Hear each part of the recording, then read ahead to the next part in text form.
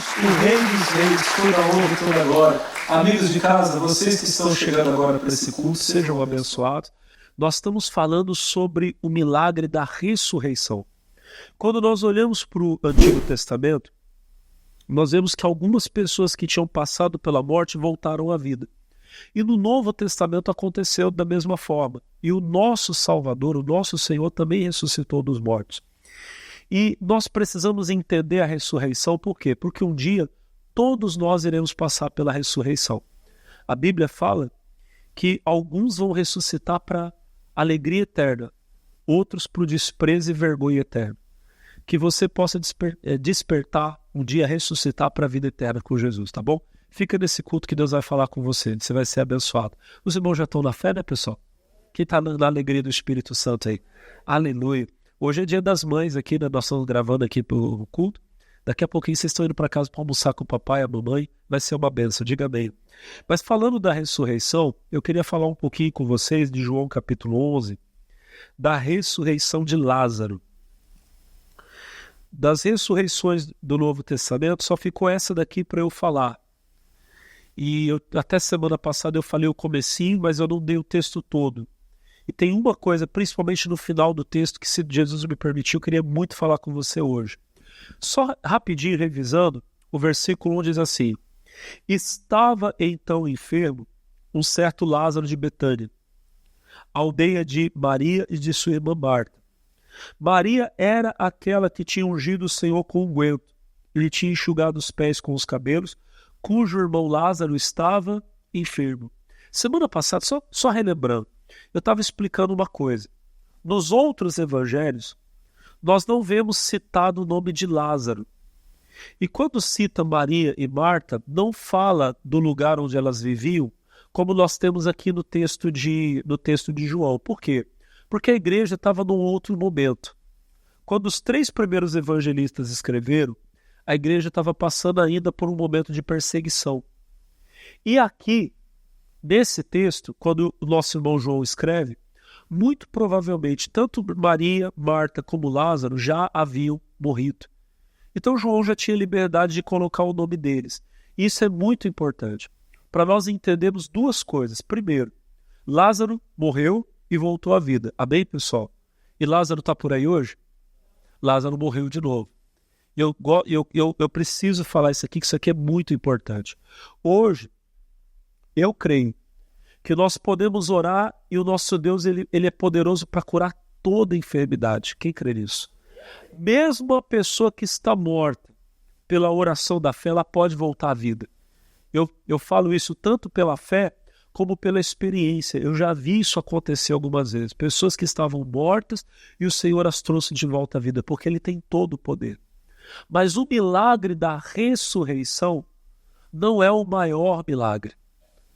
Você ora por uma pessoa que está morta e ela levanta de volta para a vida. É um milagre lindo. Mas você ressuscitar um morto é apenas adiar o inevitável. Por quê? Porque Lázaro foi ressuscitado, mas depois ele morreu de novo. Se eu orar por uma pessoa hoje, talvez ela vai viver mais 10, mais 20, mais 30, mais 40, 50, 60, que viva mais 90 anos. Jesus ressuscitou uma menina que tinha 12. Se ela viveu até aos 102, a Bíblia não fala, mas só hipoteticamente, aqui só supondo, imagina que ela viveu até os 100, viveu mais 90, puxa que coisa, amém? Mas morreu de novo. Irmão, nenhum de nós aqui, nesse tabernáculo, nesse corpo, nenhum de nós vai viver para sempre. Mas sim, viveremos para sempre com o Senhor, ou separados dele. Então, a maior de todas as bênçãos é você saber que o seu nome está escrito no céu, no livro da vida. Se alguém está aqui hoje e ainda não entregou a vida para Jesus, você precisa entregar. Por quê? Porque talvez eu possa me esconder hoje, mas um dia eu vou estar diante do Senhor.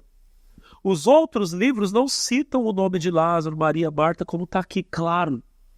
Mas aí, um pouco mais à frente, o nome de Lázaro, o nome de Marta e o nome de Maria aparece. Um dia, irmão, no céu, os livros vão se abrir. Amém? E ainda que aqui na terra ninguém soube quem eu fui, quem eu era, lá no céu o meu nome tem que ser citado. Amém? No dia que o livro da vida se abrir, ele vai se abrir. Lá no livro do Apocalipse, no capítulo 20, o nosso irmão João, ele fala, eu vi um grande trono branco. Eu vou até ler aqui para vocês aqui, ó. João, capítulo, é Apocalipse. Eu falo João porque foi João que escreveu o Apocalipse. Mas aqui no capítulo 20, ele diz assim, ó. Apocalipse 20, versículo 11. Eu vi o grande trono branco e o que estava sentado sobre ele, de cuja presença fugiu os céus e a terra, e não se achou lugar para eles. Então, vai chegar um dia que esse céu e essa terra que existem agora não vão existir mais. Amém? A Bíblia diz que eles vão fugir de diante da face do Senhor. Um dia eu estava lá em Ribeirão Pires. Lá tem a estação do trem, da CPTM, e eu estava esperando para pegar o trem. E aí, eu cheguei lá, mas foi antes, foi no ônibus indo para a estação, eu me lembrei agora. Eu sentei do lado de um senhor e ele tentou me evangelizar e eu evangelizei ele. Porque ele chegou para mim e ele falou assim, para onde você está indo? Ele é um senhorzinho muito simpático. Eu falei, eu estou indo para São Paulo. Ele falou assim, mas você vai fazer o que em São Paulo? Eu falei, eu estou indo para a igreja. A gente estava saindo de Suzano. E ele falou assim, mas você sai de Suzano para ir em São Paulo? Eu falei, sim, é porque a sede da minha igreja fica lá em São Paulo, lá na Avenida São João. E toda quinta-feira tem um culto de oração e eu vou lá orar com o meu pastor, o pastor Jaime de Amorim Campos. Toda quinta-feira eu vou lá orar com ele. Aí ele falou assim, qual que é a sua igreja? Eu falei, eu sou da Igreja da Graça. Aí ele falou para mim, responde uma coisa para mim. Ele falou assim, o que você acha que vai acontecer com essa terra? Aí eu falei para ele, diz para mim o senhor primeiro. Ele falou assim, essa terra aqui vai virar um paraíso. Ele falou assim para mim. Aí eu falei assim, eu já sei o que o senhor é. Já sabe, sei, o senhor é testemunha de Jeová. Sou mesmo. Eu falei, então, deixa eu te explicar uma coisa. Essa terra vai pegar fogo. Ele falou, mas aonde? Eu falei, a Bíblia diz, o apóstolo Pedro escreveu lá na segunda carta de Pedro, no capítulo 3, que vai chegar um dia que os elementos ardendo, eles vão se fundir. Então essa terra, ela vai passar realmente por um período de paz durante o milênio. Mas depois disso, não vai ter mais lugar para ele. Então, nós temos que ter um nome escrito no céu, porque o livro vai se abrir e nós estaremos para sempre com o Senhor. Eu falei assim, eu sei que vocês acham que vai ser só 144 mil que vão estar lá no céu, mas na verdade não. Existe um grupo de 144 mil que é um grupo especial, que são de todas as tribos de Israel, a Bíblia diz, não é de todas as nações da terra, são apenas das tribos de Israel, e são homens que tiveram o ministério do celibato, que não se casaram. Mas a Bíblia fala que depois deles vai haver uma multidão que não se pode contar. E nós vamos estar lá, nós vamos morar num outro lugar, na Nova Jerusalém Celestial. A nossa pátria, a nossa cidade não é daqui. A carta de Paulo aos Filipenses, capítulo 3, versículo 21. Eu preguei ela hoje cedo, no culto das 7 horas. Filipenses 3, 20. Olha só o que está escrito. Ó. Mas a nossa cidade está onde? No céu, donde também esperamos o Senhor Jesus Cristo. Nós não somos daqui, nós estamos aqui, mas nós somos do céu. Então os céus e a terra um dia vão desaparecer, pessoal. Aí a Bíblia fala no versículo 12, eu vou voltar aqui, 20, versículo 12. Diz assim, ó. E viu os mortos grandes e pequenos. Um dia, eu acredito que um dia nós vamos descobrir quem é grande e quem é pequeno de verdade. Tem gente que você olha para ela hoje e você acha que ela é grande, porque ela é rica, ela é famosa. Eu acredito no meu coração que os grandes de verdade são aqueles que são grandes diante de Deus. Tem gente aqui que ninguém sabe quem é. Você não é famoso, você não tem um perfil no Instagram que tem muita gente. Não, talvez você nem tenha essas coisas. Mas tem alguém que te conhece, o Senhor. Porque todo dia você está lá de joelhos na presença dele e ele sabe muito bem quem você é. Talvez você olhe para o pastor e você o pastor é um grande... Talvez tem gente aqui sentado que é muito maior que eu. Naquele dia nós vamos descobrir quem é grande e quem é pequeno. E tem muita gente aí que você acha que é grande que nem vai estar lá, gente. Misericórdia. E abriu-se outro livro que é o da vida. Os mortos foram julgados pelas coisas que estavam escritas segundo as obras. O mar deu seus mortos, a morte, o inferno, ou seja, as pessoas que estão no inferno, como as que estão, todos vão ressuscitar para passar pelo juízo. A igreja vai passar pelo tribunal de Cristo e os ímpios vão passar pelo juízo final. Aí o versículo 15 diz, para a gente resumir, 20 e 15, e aquele que não foi achado escrito no livro da vida foi lançado no lago de fogo. De fogo. Então olha para o pastor, o seu nome tem que estar escrito no livro de Deus. Amém? O nome de Lázaro não aparece antes, mas ele aparece aqui. O meu nome está escrito no céu, o seu tem que estar escrito lá. Senão de nada adiantou você ganhar tudo. Você é rico, milionário, não adiantou nada. Você é o maior miserável se o seu nome não estiver escrito no livro do Senhor. Aí a Bíblia vai dizer, volta lá para o João 11, lá onde a gente estava. Senão eu vou demorar muito aqui, ainda tem muita coisa para falar. Aí o capítulo 11, lá onde nós estávamos, versículo 3 diz assim, mandaram-lhe, pois, suas irmãs dizer, Senhor, eis que está enfermo aquele a que tu amas. E Jesus, ouvindo isso, disse, essa enfermidade não é para a morte, mas para a glória de Deus, para que o Filho de Deus seja glorificado por ela. 5. Ora, Jesus amava Marta e a sua irmã e a Lázaro. Ouvindo, pois, que estava enfermo, ficou ainda 2 dias no lugar onde estava. Aqui foi o ponto principal que eu falei semana passada. Eu não vou ficar muito aqui, porque um pouquinho mais à frente eu vou voltar no assunto da fé. Mas o que eu quero chamar a atenção da igreja é o seguinte. Tem muita gente que está querendo a bênção de Deus do mesmo jeito que a Maria e a Marta queriam. Elas estavam com um irmão doente e elas foram pedir ajuda para Jesus. Mas elas foram apelando pro emocional, vamos dizer assim. Senhor, está enfermo aquele a quem tu amas. Elas acharam que talvez por Jesus ser amigo, porque ele era. A família de Marta, Maria e Lázaro era uma família muito próxima de Jesus. Eu penso dessa família, eu acho que quando Jesus entrava na casa, era aquela casa que Jesus podia entrar e falar, Marta, eu estou cansado, eu vou ali no quarto dormir um pouquinho. E a Marta, não, senhor, tá lá, o quarto é seu. Sabe essas pessoas que a gente tem esse nível, que você é tão amigo que você fala, ó, eu vou pegar um negócio aqui na geladeira. Tem casa que você entra, você não vai mexer na geladeira, você não vai pro quarto. Você, no máximo, vai ficar sentado ali no sofá, né? Mas tem gente que é tão próximo que você abre a geladeira, às vezes você fala, eu vou deitar um pouquinho aqui no sofá aqui que eu tô cansado aqui. Você tem essa liberdade, amém? Eu acho que na casa de Maria, Marta e Lázaro, Jesus tinha essa liberdade. E talvez Maria e Marta pensaram que por ter essa liberdade, esse carinho da parte de Jesus, que eles iriam receber uma atenção especial. Aprenda uma coisa, ser de Deus e ter até intimidade com Deus e andar pela fé não são a mesma coisa. Alguém talvez vai ficar até escandalizado com o que eu estou falando, mas é verdade. Eu preciso ter comunhão com Deus, eu preciso ser amigo de Deus. E tem até uns hinos que a gente canta na igreja que a gente diz, não existe nada melhor do que ser amigo de Deus. Nada melhor do que você ser amigo de Deus, amém? Só que quando o assunto é resposta de Deus, Jesus não me atende por ser amigo. A resposta de Deus para aquilo que eu preciso sempre vem pela fé. Eu sou pastor, sirvo a Cristo há mais de 20 anos. Mas eu não tenho, igual algumas pessoas pensam, eu não tenho linha com Deus especial. Senhor, quem está falando aqui é o teu servo Alex, eu não posso ficar doente. E Deus não olha e fala, não, puxa, é o pastor Alex, eu preciso curar ele. Tem isso não. Se eu ficar enfermo, eu vou ter que fazer a oração da fé do mesmo jeito que você faz. Não tem diferença, amém? O remédio é o mesmo para o médico, para o paciente, não tem diferença. A fé tem que ser a mesma.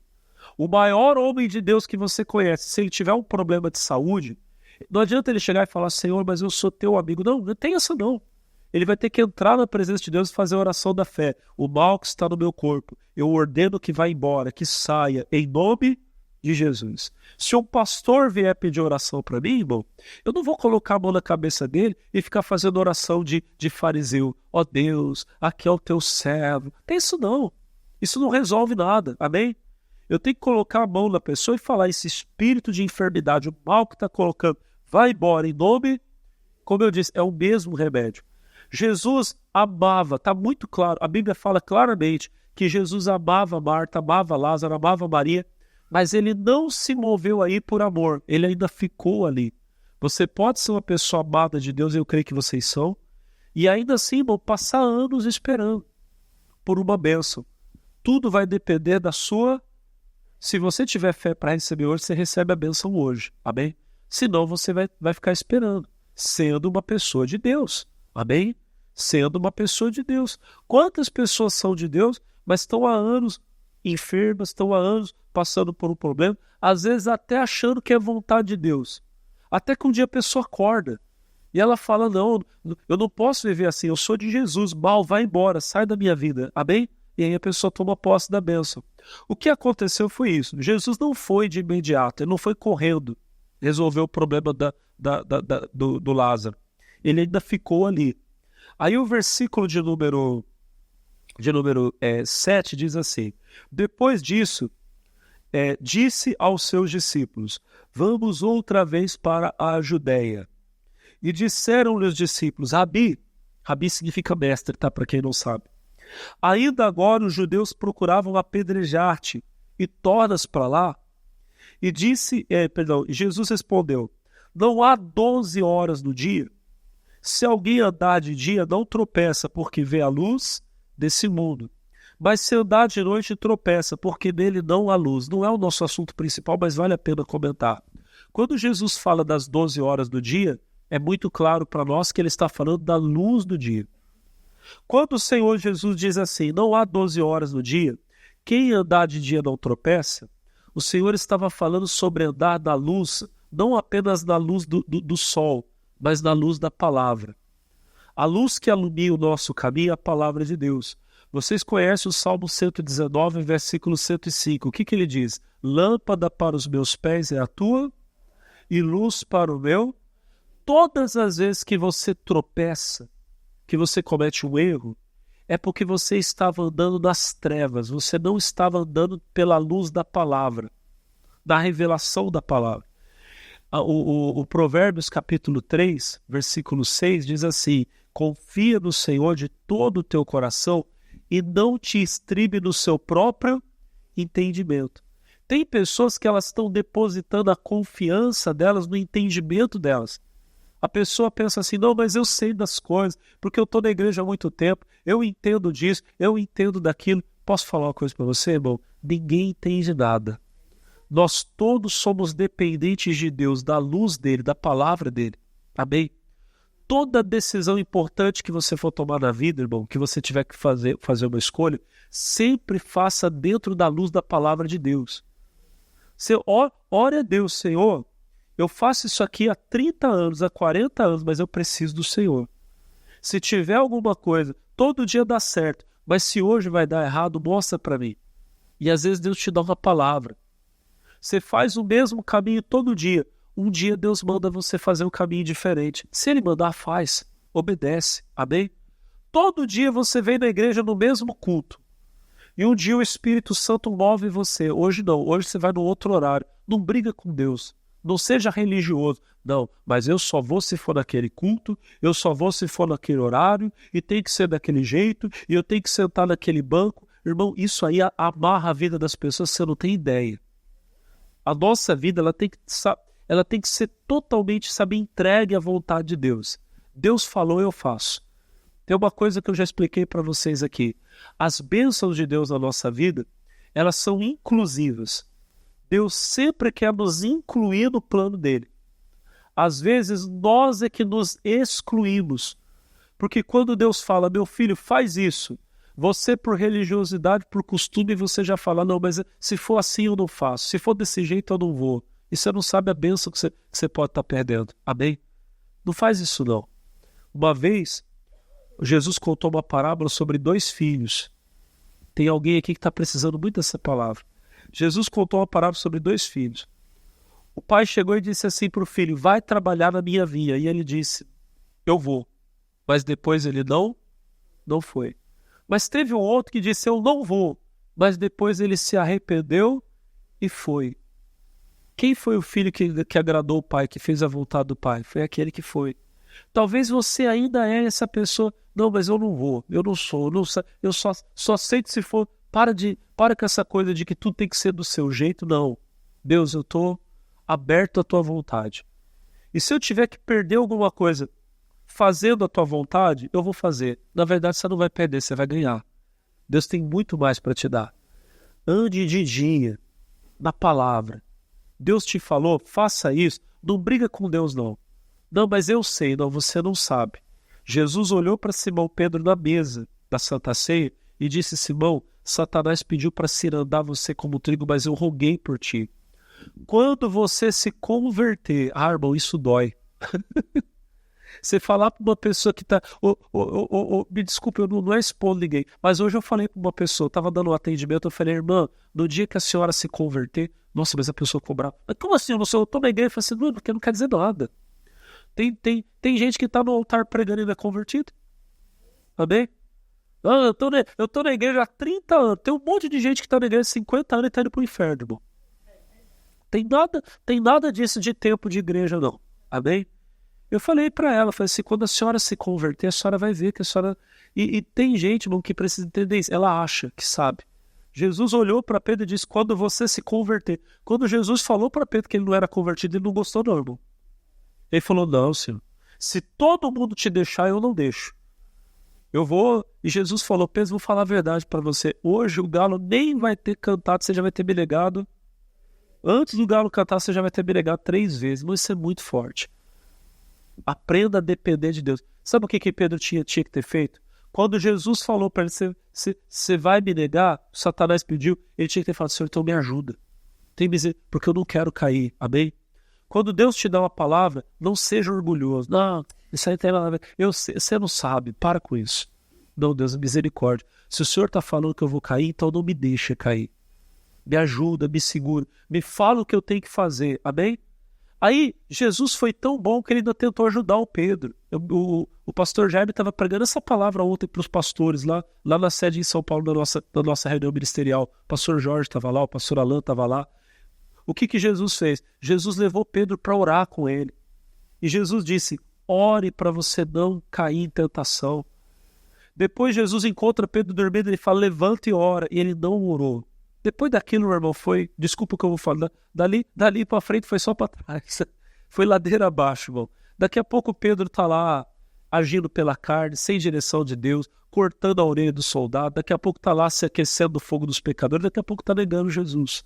A história, depois você lê lá em Lucas capítulo 22, é uma lição de Deus para você. Mas o que eu queria que vocês entendessem é isso. Sempre ande na luz, na palavra. Deus falou, então ele sabe o que ele está falando. Jesus diz: quem anda de dia, andar de dia é andar na luz da palavra de Deus. Não tropeça. Mas quem anda de noite, sem a luz, sem a direção de Deus, vai tropeçar. Eu vou correr um pouquinho, senão já tem... O texto é riquíssimo. Eu precisava ficar semanas aqui só nesse texto, mas vamos correr um pouquinho que ainda tem uma coisa que eu quero falar hoje com vocês. Vou pular um pouquinho para frente.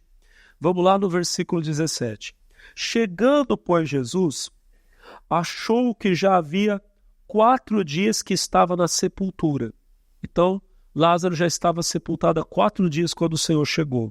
Betânia distava de Jerusalém quase 15 estádios, era perto. Versículo 19. E muitos dos judeus tinham ido consolar a Marta e a Maria acerca de seu irmão. Versículo 20. Ouvindo, pois, Marta que Jesus vinha, saiu-lhe ao encontro. Maria, porém, ficou assentada em casa. Isso aqui é muito importante. Muita gente estava ali, a Bíblia diz, para consolar Marta e Maria. Às vezes, isso aqui que eu vou falar é muito importante. Às vezes o consolo que você está recebendo não é o que você precisa. Por favor, reverendo, vem cá um pouquinho. Tem muita gente que acha que consolo... Tá? Com todo respeito. Tem muita gente que... A gente já fez hoje, vai ser fácil. Põe a cabeça aqui. Tem muita gente que acha que consolo é isso aqui. Tadinho. Coitadinho de você, né? Meu filho. Coitado. Tá difícil a vida, né? Pode chorar. Chora que eu tô aqui. Chora. Eu vou chorar com você. Então, doido. Olha pra mim, irmão. A Bíblia diz para nós chorarmos com aqueles. Só que a Bíblia também diz que há tempo de chorar, mas tem uma hora que você tem que parar de chorar. Às vezes a pessoa tá lá, irmão, todo dia, de novo, tá bem ruim esse negócio aqui, minha esposa que eu fico com o senhor. Vai aqui. Às vezes a pessoa tá lá todo dia chorando. Ela olha para você, ela já até vai com a cabeça. E posso falar para você, e a vida dela não muda. Tem gente, sabe qual que é o consolo que algumas pessoas estão precisando? Não é você emprestar o ombro para ela chorar. Eu tinha um pastor lá em Jacareí, o pastor Jorge lembra dele. Ele falava assim, quando acontecia uma coisa, ele falava assim, depois eu vou dar um choque no irmão. Às vezes ele falava comigo, ele me chamava de ministro, ministro Alex, vai lá e dá um choque no irmão lá. Dá um choque de realidade, né? Ele queria que a gente pegasse, meu filho, acorda, você tem hora, irmão, que você tá deixando a pessoa chorar demais, e não é isso que tem gente que precisa acordar. Tem gente que precisa de uma palavra de fé. Amém? Obrigado, reverendo. Olha para o pastor. Tem uma mulher na Bíblia, eu amo a história dela. Lá do primeiro livro do profeta Samuel, no capítulo 1, depois você vê na sua casa. A Ana. A Ana tinha um baita de um problemão. A Ana era casada com o Eucana. O Eucana amava Ana. Amém? Só que o Eucana também era casado com a Penina. Pastor, pode? Não pode não, tá amarrado. Mas no tempo da Bíblia aconteceu algumas vezes. E qual que era o problema? A Ana era amada, mas a Ana não tinha filhos. A Penina tinha filhos, mas sentia que a atenção do Eucana era diferente para Ana, então ela ficava provocando a Ana. E tinha um dia, uma época do ano que para ela era pior. Era quando todo mundo viajava junto para ir para Siló, fazer as ofertas para Deus. Porque naquele tempo ainda não tinha Jerusalém, ainda não tinha o templo, a arca da aliança do Senhor, o tabernáculo estava em Siló. A viagem inteira, a Penina provocava a Ana. Ela devia ficar falando coisas assim, tipo, você é um emprestado, você não consegue dar um filho para o teu marido. E a Bíblia diz que a Ana chorava e não comia. O texto sagrado diz para nós que um dia, olha para mim, o Eucana pegou a Ana e falou para ela, Ana, por que você chora? Por que você não come? Eu não te sou melhor do que 10 filhos. Ele deve ter falado, imagina um marido consolando a esposa que não consegue ter filho. Ele deve ter falado, eu te amo do jeito que você é. Você não precisa me dar filho para me fazer feliz. A Penina já deu, de você eu só quero seu amor. Amém? E isso resolveu o problema da Ana? Não. Sabe o que resolveu o problema dela? Quando ela foi ao tabernáculo de Deus, a Bíblia diz que ela orou igual uma doida, irmão. Ela foi para fazer um voto com Deus. Senhor, se o Senhor me der um filho, eu vou dar ele para o Senhor. Ela estava orando. E lá no tabernáculo estava o sacerdote Eli. Irmãos, e sabe o que é o forte dessa história? O Eli nem estava tão bem com Deus. Ele já estava com um problema que já fazia um tempo que Deus estava lutando com ele, mas ele não é o assunto de hoje. A questão é que o Eli, ele viu a mulher lá orando e ele chegou nela e falou, ô mulher, você tem que parar de beber. Ele achou que ela estava bêbada quando viu que ela estava orando. E ela falou, não, meu senhor, eu não sou uma bêbada, uma filha de Belial, não. Eu sou uma mulher amargurada de espírito. Eu vim aqui falar com o Senhor da multidão das minhas... E aí, sabe o que ele fez? Ele olhou para ela e falou assim, então vai em paz e o Deus de Israel conceda a tua petição. Ele deu a bênção para ela. Pode ir que Deus ouviu tua oração. Sabe o que a Bíblia vai dizer? Até eles estão aqui, ó, versículo 17. Então respondeu ele e disse, vai em paz, o Deus de Israel conceda a petição que pedis, vai que a bênção é tua. O que aconteceu? Versículo 18. E ela disse, ache a tua serva graça em teus olhos. Assim, a mulher se foi seu caminho, comeu, e o seu semblante já não era... Olha para mim. O que a Ana precisava não era de um ombro para chorar. O que a Ana precisava era de uma palavra de fé. Amém? Tem hora, irmão, que o que atrapalha a tua vida é que você tem gente demais para passar a mão na tua cabeça. Desculpa falar, mas é verdade. Toda hora tem alguém lá, não, meu filho, a vida tá ruim, mas é assim mesmo. E nós vamos ficar assim, nós dois derrotados, nós dois aqui. Olha para trás, tem gente pior que você. Bom, tem hora que você precisa de alguém para olhar para você e falar, levanta em nome de Jesus, acorda. Sai desse buraco, sai dessa situação. Deus é contigo. Quem está entendendo, diga amém. Para de chorar, você é homem de Deus, você é mulher de Deus. Amém? Manda esse mal embora. Amém, pessoal? Quem está entendendo, diga a glória a Deus. Mas isso é importante. Quando uma pessoa está, irmão, sendo oprimida de demônio, não adianta você ficar lá do lado dela chorando com ela, não. Você tem que mandar o mal embora. Repreender ele em nome de Jesus. Eu sempre falo isso aqui. Eu amo aquele hino do pastor Jaime que ele canta. Chorar não é... Às vezes a gente chora, e às vezes a gente precisa chorar. Mas não para resolver. O choro não traz solução. O choro é desabafo. Você está no limite. Aí você precisa botar um pouco para fora. Põe para fora, tudo bem. Você está, sabe, liberando um pouco daquela dor. Está chorando. Amém, precisa. Mas você tem que entender o seguinte. Não é o choro que vai resolver teu problema. O que vai resolver o teu problema é a fé. O que vai resolver o teu problema? A fé. Tanto é que, olha para mim, o próprio Senhor Jesus, nesse nosso texto aqui, ele chorou. Se você continuar aqui, eu vou resumir um pouquinho, tá? Só para vocês não perderem nada, olha para o pastor, só mais um minutinho. O que aconteceu?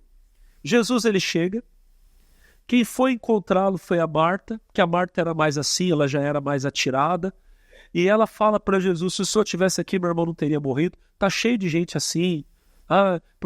Se tivesse sido assim, irmão, para de pensar no que poderia ter sido e não foi. Já não foi. Amém? Se fosse para ter sido, seria. Enquanto você ficar olhando para trás, se eu tivesse feito isso, se eu tivesse feito aquilo, amém, irmão? O problema não se resolve. Eu fiquei chateado comigo esses dias atrás, pessoal. Olha para você ver como é que às vezes a gente precisa usar a fé, amém? Eu estava falando para os irmãos até hoje cedo, que a minha esposa, esses dias a gente foi sair de casa, eu estava com o menino menor no colo, o Pedro Paulo já é grandinho, ele estava com a bolsa, e ela estava dando a mão pro do meio, pro de 2 anos. Acabou que eles tropeçaram e caíram, a minha esposa caiu, ela machucou o joelho, machucou feio. Ficou uns dias com o joelho ruim, amém? E eu fiquei chateado comigo, porque eu falei para ela, eu falei assim, faz o seguinte, espera aqui no portão que eu vou lá, eu pego o carro, eu volto aqui e te pego. E ela, não, a gente vai andando. Depois eu fiquei com aquele negócio, puxa vida, se eu tivesse feito, se eu tivesse insistido, espera que eu pego o carro, ela não tinha machucado o joelho. Eu fiquei com isso na cabeça, fiquei mal comigo. Por que eu deixei ela machucar? Não era. E às vezes você fica assim, eu tinha que ter feito, eu tinha que ter feito. Não é assim que a gente fica? Sabe o que aconteceu? Ontem aqui, esses dias todos ela veio trabalhando na igreja com o joelho ruim, mas na fé, trabalhando. Ontem ela estava ministrando aqui para os obreiros, aqui na hora da ministração, ela orando, buscando com os obreiros, Jesus curou ela. Amém?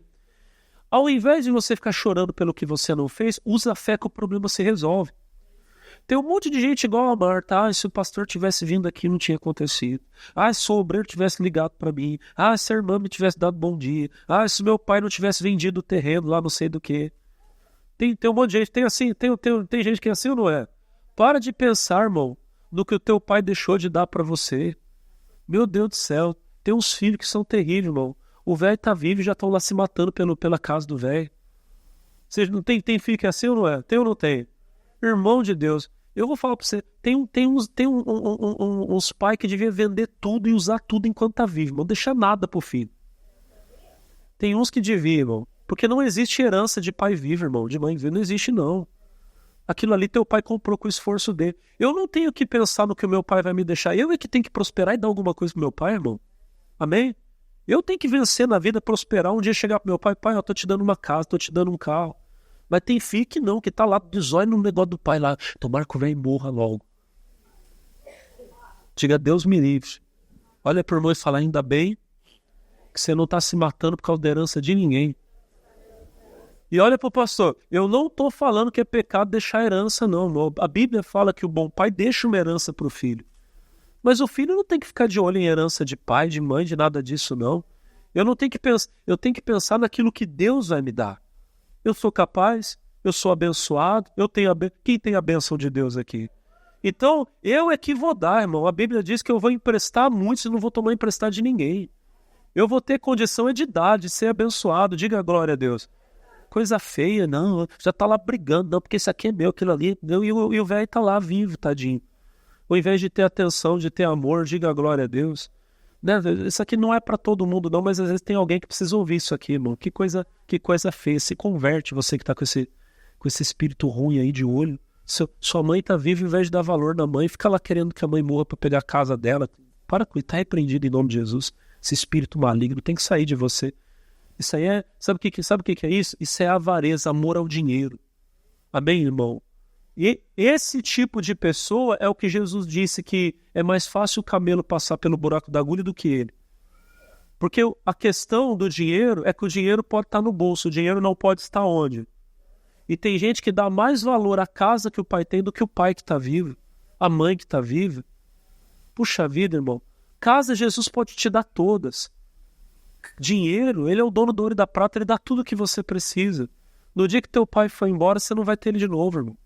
No dia que tua mãe for dar, dê valor à tua mãe, ao teu pai, ao seu filho, às pessoas, amém, irmão? Ame as pessoas. Dinheiro Deus dá se você precisa, em nome de Jesus, amém? Mas aí tem gente que fica com essa, se meu pai tivesse feito e não sei o que. Marta estava assim. Aí o que aconteceu? Sabe o que aconteceu? Aconteceu que Jesus chegou. Ele encontrou com Maria. Maria, ela era diferente, ela era mais na dela, mas ela também falou a mesma coisa. Se o Senhor estivesse aqui, meu irmão não teria morrido. Aí a Bíblia vai dizer para nós, capítulo 11, versículo, vamos lá um pouquinho para frente, versículo de número 34. E disse, onde o puseste? Disseram-lhe, Senhor, vem e vê. Versículo 35, Jesus chorou. Versículo de número 36. Disseram, pois, os judeus, vede como o amava. Volto a dizer para você, eu não sou contra as lágrimas. A Bíblia diz para nós chorarmos com aquele que chora. Amém? Aquelas lágrimas de Jesus, para aquelas pessoas que estavam ali, foram um sinal do quê? De amor. Olha como ele amava. Irmão, o homem de Deus, a mulher de Deus, tem que ter sentimento. Tem que sentir a dor do outro, tem que se pôr no lugar do outro muitas vezes. Amém? Só que olha para o pastor. Jesus chorou. Amém? Amém? As lágrimas de Jesus fizeram alguma coisa? Resolveram algum problema? Não. Ele chorou. Aí vamos um pouquinho mais à frente. Versículo de número 37. E alguns deles disseram, não podia ele que abriu os olhos do cego fazer com que este não morresse? Aí começa, irmão, os inimigos da fé. Jesus, pois, movendo-se outra vez muito em si mesmo, foi ao sepulcro. Era uma caverna e tinha uma pedra posta sobre ela. Sabe o que Jesus percebeu?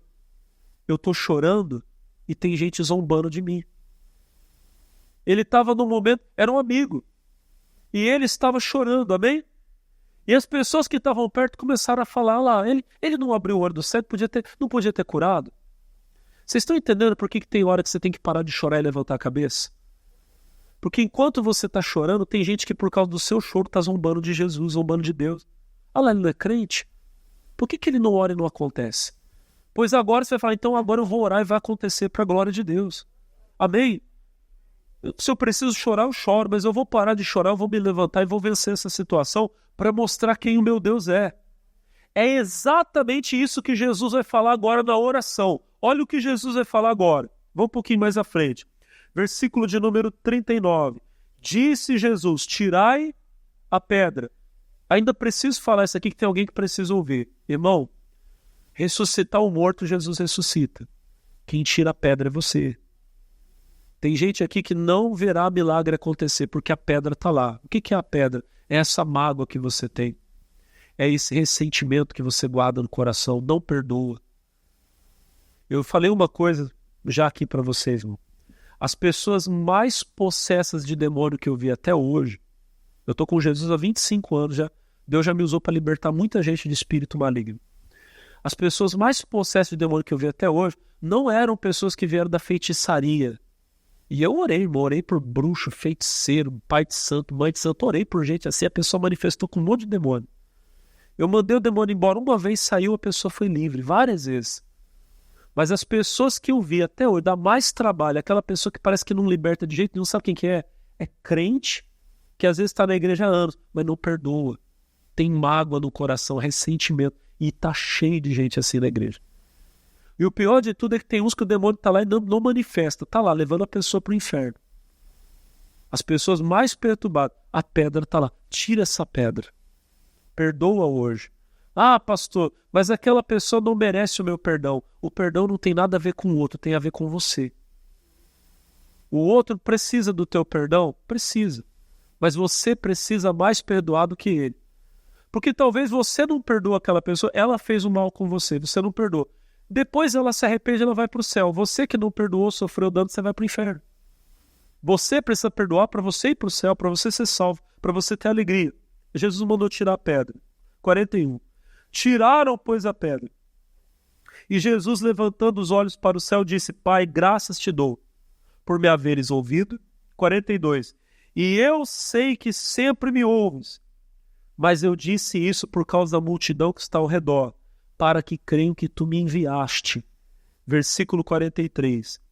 E tendo dito isso, clamou com grande voz: Lázaro, vem. Irmão, atenta no que eu vou te falar. Jesus dobrou os joelhos e ele falou: Pai, eu te agradeço porque eu sei que o Senhor sempre me ouve, mas eu digo isso por causa desse povo, para que eles creiam que o Senhor é Deus. Amém? Tem coisa que você tem que fazer que é para a glória de Deus. Eu vou vencer essa situação para mostrar que Deus é comigo. Diga amém.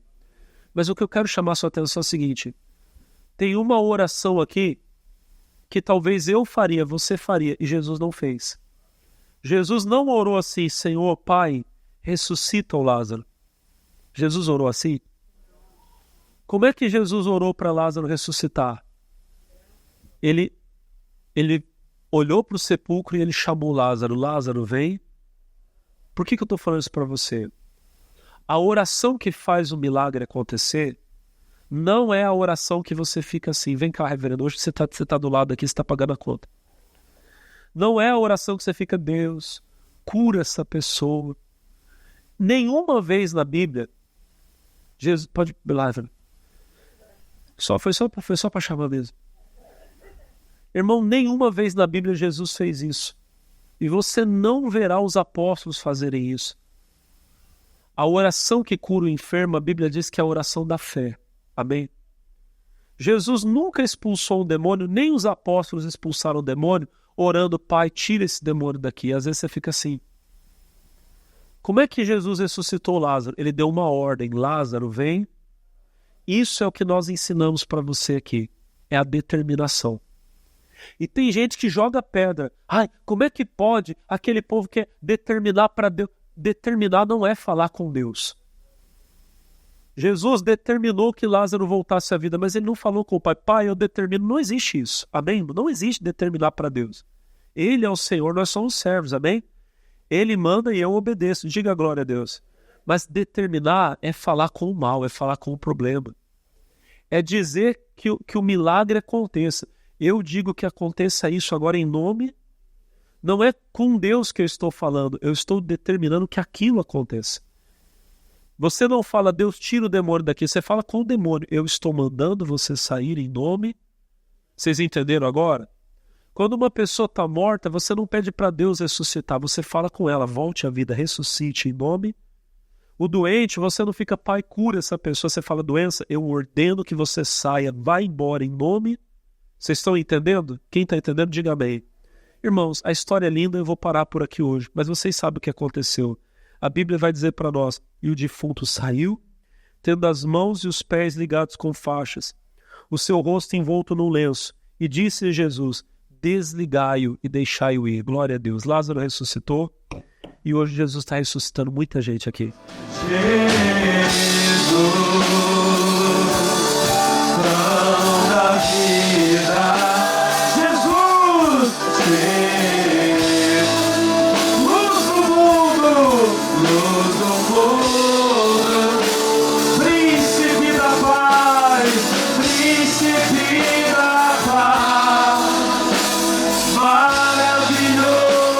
Conselheiro, fonte de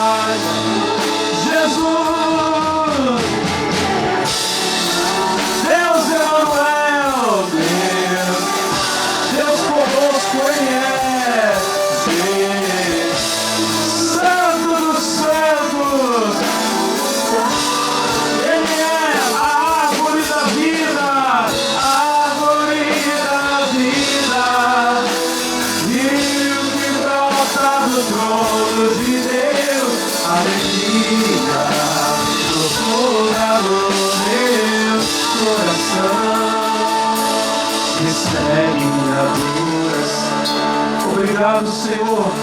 Nós damos a Ti todo louvor e toda glória. A igreja diga glória a Deus. Digam todos amém. E vamos aplaudir o Rei Jesus, o nosso Senhor.